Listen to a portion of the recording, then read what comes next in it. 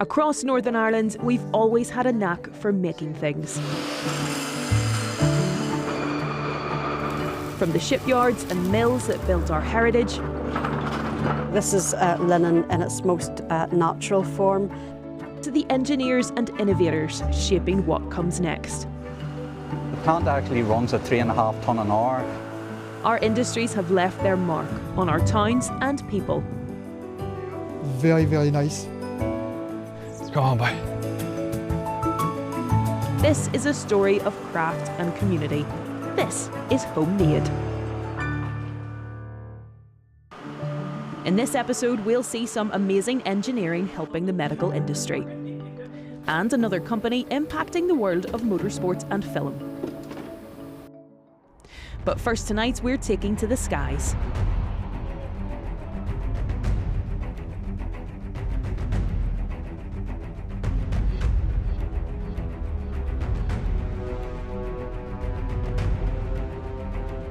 Well, Northern Ireland has a rich history of aviation and engineering, from our wartime manufacturing to more modern marvels. And to learn a little bit more about that heritage, we're here today with the Ulster Aviation Society.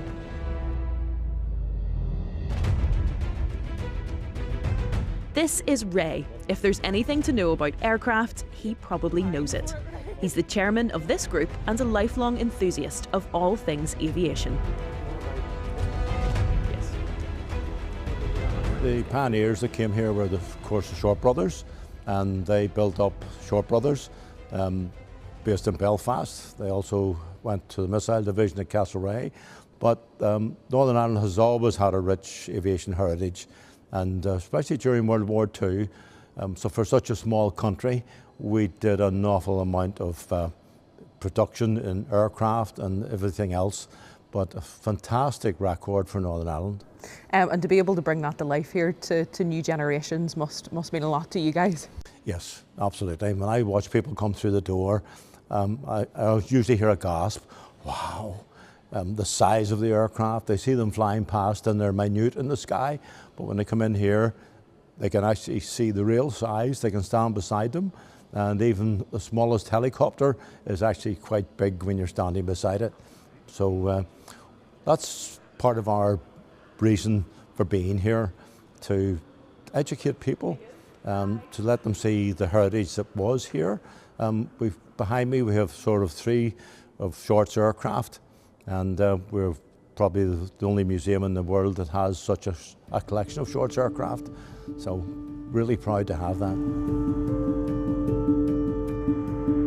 Established in the 1930s, Shorts became a major employer in Belfast. Through the years, their builds varied from wartime production to commercial airlines.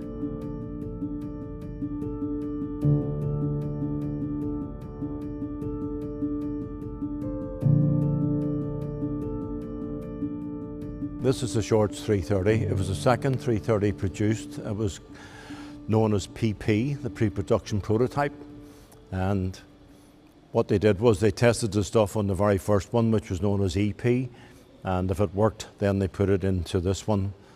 This one ended up being the demonstrator for the type, going all around the world trying to sell the aircraft to airlines.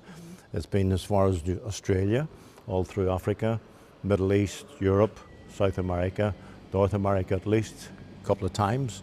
So very, very well travelled. And the little aircraft behind you there, the black and silver one, that is unique as well. It's the only one built, and we have it.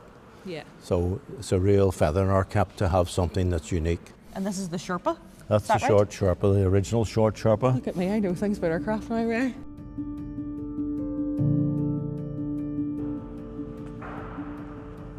The Society is also a place of learning, with students using the aircraft as points of reference for their own research. This is like a living and working museum. We work along with the Met College in Belfast, and we also have Queen's University, a lot of the second year aeronautical students, and we try and give them as much work experience here, working on the real thing as we possibly can. Well, we had a young lady come and work with us, and she worked with us for 2 to 3 years, and she was doing aeronautical engineering at Queen's, and in the summer break she went to Bryce Norton and worked with Boeing on the C-17. After the first year, they actually headhunted her to come back. And on the third year, the guy phoned her and said, look, we want you to come back, but we don't want you to stay for a few months. We actually want to offer you a job. And she got a job with Boeing. And when she told the board she was working here on a 1950s anti-submarine aircraft, well, the die was cast. she got the job. Yeah. And that's a fantastic success story. And of all the planes that weren't built here, even getting them inside the hangar is an engineering marvel, like this F4 Phantom, built in America. Is this your pride and joy, Ray? This is my pride and joy, yep. She sat outside for 28 years. She came up for sale. We put in a sort of closed bid. Nobody knew who was bidding and what they were bidding, so we bid £26,000 and we got the aircraft. She was the most difficult engineering task that we have ever taken on, because the wing goes all the way underneath the fuselage and weighs about 4 tons. So the aircraft had to be completely lifted up. We lifted her up about 6-7 feet, and then we unbolted the wing and let the wing fall down. Well, fall down, come down. It didn't fall down, it was a controlled separation, but the most difficult engineering thing that we have ever taken on. How long does it take, Ray, to work out how to take this all apart and transport it over and then put it all back together again? It was something like 11 months. If you walk around, you'll see a model of a Harry Ferguson aircraft. That was a build-a-plane challenge. We actually built a model similar to what Harry Ferguson would have built. Harry Ferguson was the first man in Ireland to design, build and fly his own aeroplane. Going along with Harry, you have a lady called Lillian Bland.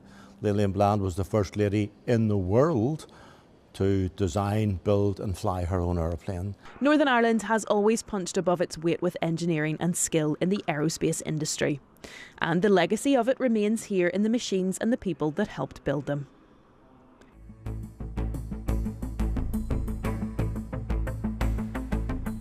Next on the programme, we're meeting the team at Axial 3D.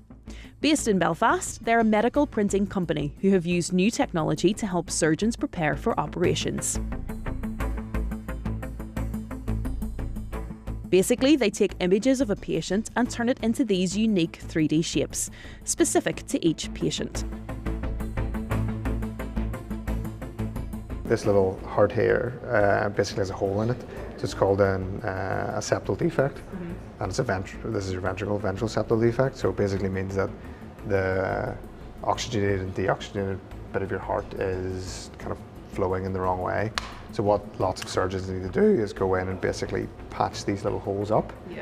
So the evolution of this is to give them these, which is effectively the exact same heart, but in a texture that will react exactly like a human's heart. So the ventricle wall here, when they put stitches in it and when they actually look to close a septal defect or a complex malformation, they can actually practice on the patient before they go in. Because if you think the things like congenital heart defects, you might see a type of congenital heart defect like 10 times in your 30-year career, and every single one will be different. So you can practice for a once-in-a-lifetime case, but with these you can. Yeah, exactly. The printers and the team here work hand in hand, creating models for medical professionals. From hearts to spines, lungs to skulls. Each new request requires a new fix. The 3D prints for this morning have already come off. So right now I'm doing my weekly maintenance on the printers. So again, these are quite expensive printers and require a lot of care every day to make sure they're running 24/7. So right now on the JAD50 here, I'm printing off some material samples to make sure that the colors and the different materials are jetting correctly. So the JAD50 printer, it's a polyjet printer, and the great thing about this printer is that we can print using 8 materials at once. So we can create multicolored medical models meeting the customer's needs. So if they wanted multicolor, they want it to be soft, they want it to be hard in different areas to visualize different anatomy.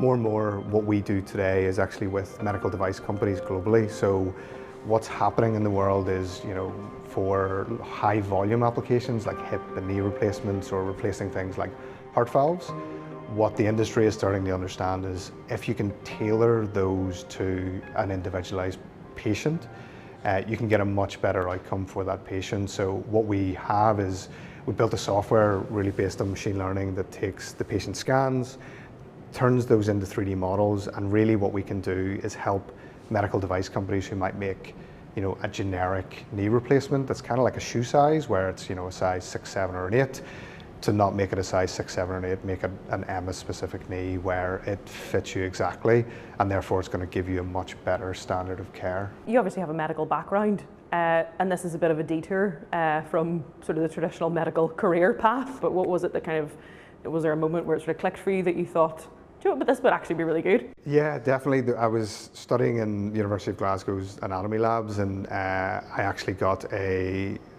it sounds weird, I got my hands on a patient's CT scan. So she'd just come from Glasgow to Edinburgh, fallen off her motorbike and completely shattered her pelvis. And what I was able to do was take that 2D scan, turn it into a 3-dimensional model, really by hand, so doing it just by drawing on each of the CT scans and then 3D printing that patient's pelvis.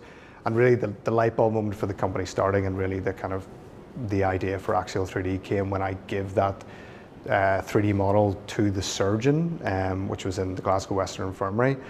Can't say what he said out loud because it was a swear word, but basically he was really shocked by his understanding of the patient's 3D anatomy by me giving him the 3D printed model. It was basically her pelvis that was shattered. He made a much different understanding in his head from looking at those 2D images. So he had a completely different plan that he changed as a result of having a better understanding of that patient's anatomy just by seeing it in 3D.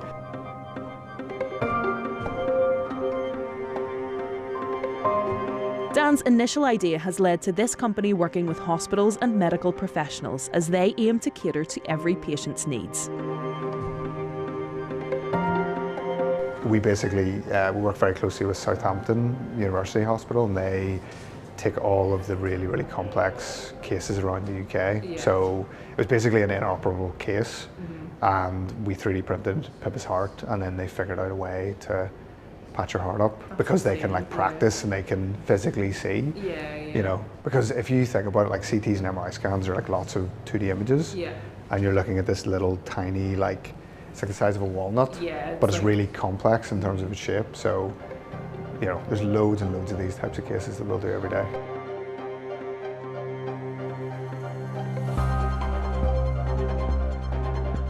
That's one actually printing away there as well. So the build plate goes down into the resin, a UV light cures the resin, it moves back up, and it keeps repeating that layer by layer. So a bit like the other printer, it does one layer at a time. But this one's sort of like emerging out of the resin, which always looks quite cool. And this is nearly 16 hours it's going to take? 16 hours, That's mad. So printed overnight, I'll be in the morning to finish it off, and then out it goes the next day. How difficult is it to start a company in terms of the actual practicality of it? So it's great to have obviously that great idea that is going to be really useful, but how do you get to the point where we're standing here in the offices 10 years later? Not going to say it's easy, but I think Belfast as an ecosystem has come a huge way over the last 10 or 11 years. The infrastructure that we have in terms of startups and scale-ups for investment and mentorship has really evolved, and I think for companies like ours, starting tech companies, Belfast is an amazing place. We have a really, really good ecosystem for talent, and we actually have a really, really good ecosystem for entrepreneurs who've been there and done that and maybe come back to Belfast. That at the end of the day is really where you get a lot of your mentorship from, and how you get an understanding of how to scale companies to a global audience. The hope for Dan is to keep Belfast as the core of the business while working with institutions around the world. Coming up after the break, we're visiting another 3D printer, helping in the world of motorsports and film.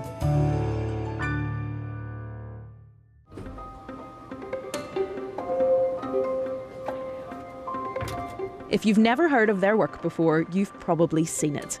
Our final story on this programme looks at another 3D printing company.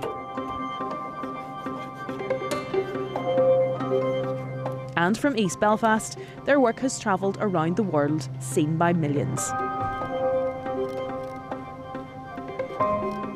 We offer 3D printing in various forms: plastics, metals, prototypes, production level as well. So we work with any industry that requires 3D printed prototyping. We also do a lot of additive manufacturing, which is production, low volume production parts in plastics and metals. So we work with medical companies, we work with aerospace companies, we work with most of the UK based F1 teams as well to supply parts, not just as prototypes, but also as 3D printed production parts as well. We do a lot of motorsport, and I would say that would be the stuff that I really enjoy, because motorsport's close to my heart. I love bike racing and all that kind of stuff. So we would do a lot of wind tunnel testing equipment and parts for big motorsport companies. I can't say exactly who, but you would have a fair idea when you see them racing on a Sunday. I think that's my favourite aspect of the job, because you get to see an end-use part that will go on to something very fast and know that you've made it and that you've had a hand in doing that. I think that's very interesting. We've also done a lot of work over the years with the likes of Game of Thrones, where we made armour, we made jewellery, we made weaponry, all very much plastic 3D printed rather than forged from the blood of dragons. But we've also worked on some major films as well, so that have been filmed in Belfast, making props. Again, very fast production of parts, where we can actually respond quickly. We actually had one film company flew over from London. We built the part over the weekend, they flew over here on Monday morning, picked it up and flew back on the Monday because they needed it on the Monday. So it's just that fast reaction. We basically 3D printed a lot of the metal arms, legs and body parts of Pinocchio. I'm actually going to mention in the credit of the film, Benicio del Toro, he said that he was going to call here and visit us one day, but we still haven't had that visit yet. But yeah, again, it was another very high profile film prop that we actually did, and I've won a few awards for it as well.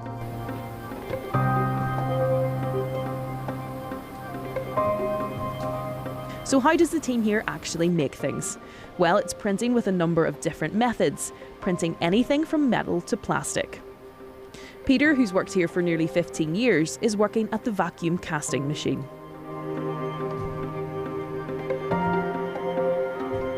Peter, tell us a little bit about your role here. Okay, so as a production supervisor, I'm in charge of checking to make sure that the jobs are coming off the machines fine. I'm sorting the jobs out and taking them through, guiding them through with different people, making sure that they leave the building in the best possible order that they are. Tell us a little bit about what you guys do here in terms of what you can tell us about.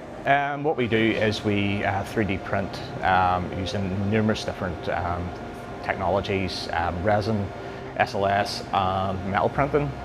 We basically make dreams become reality. So we do stuff for the medical industry, and it would be aerospace, motor industry as well, and just general a lot of like bespoke stuff. We've done stuff for Game of Thrones as well. I would imagine it's kind of every day is different down here as well. Every day is different. It has, days can be like the same parts, but like everything, there's always challenges. A bit like our previous company in the programme, LPE also use these types of machines for printing, as Aidan explains his role. So primarily my job would be encapsulate most of the liquid plastic printing at LPE. So that would entail me liaising with customers to basically validate designs, give them advice on what maybe is a change or what maybe is advantageous for them to do to their parts. I would also kind of recommend materials. Say for instance the customer needs something that's really high temperature or a really hard material that doesn't wear easily. We kind of give them recommendations from our experience of what they should go for. And then kind of once the customers agreed with us that they like the solution we've given them, I then would basically program the machines to build these parts. So we primarily use liquid plastic to generate our parts. So my job would be to get the part and make it into little tiny slices so the computer can then build that. So these little slices get built layer by layer, and basically what I would do is make sure the machine knows what those layers are meant to be. Aidan's degree set him up for a career just like this and has propelled him into working on some dream jobs. So my university degree was in mechanical engineering, and then I done mechatronics as kind of my dissertation, and that kind of led me towards 3D printing. People kind of think of 3D printing as quite a new industry, but it's not really. It has been around for like quite a long time. Yeah, so I would say 3D printing's been about for 45 years now, I believe. I would still say it's somewhat in its infancy, because, for instance, we've had machining since 1300 BC basically, so the Egyptians used to do it, so we've had a lot of time to really make that a lot better. But for instance, in 3D printing we've had 45 years, so I think it's well fleshed out in the processes, but I still think it's in its infancy in terms of how far the technology can go. The process itself can deliver attributes that nothing else really can. You must have a good degree of pride in your work as well, because I'm sure you see it all over the world in different industries. Well, I think if you don't have pride in your work, you know, maybe you shouldn't be working in that place. It's always nice to see customers constantly coming back. I've been here for that long that I've seen customers, you know, come in with small orders, and as the years have went past, the orders have been bigger and bigger. So yeah, it is quite good. The fact that our job has such a high novelty factor, there's such a high variation in the sectors that we work in. For instance, we work in aerospace, we work in medical companies, we work with the autosport sector. So the culmination of all that together leads to very interesting work. You'll never see the same thing every day, and the things that you do see are sometimes at the top level of technological advancements. So it's very interesting just to be around that and to even see it at all. Coming up next time on Homemade, we're exploring the history of shipbuilding here in Belfast. What we're looking for is youngsters to leave school, universities and trades and supply chain and all that to come and look at long-term involvement and relationships with the shipbuilding industry, which will be back in Belfast. A centuries-old industry with new technology and new ambition.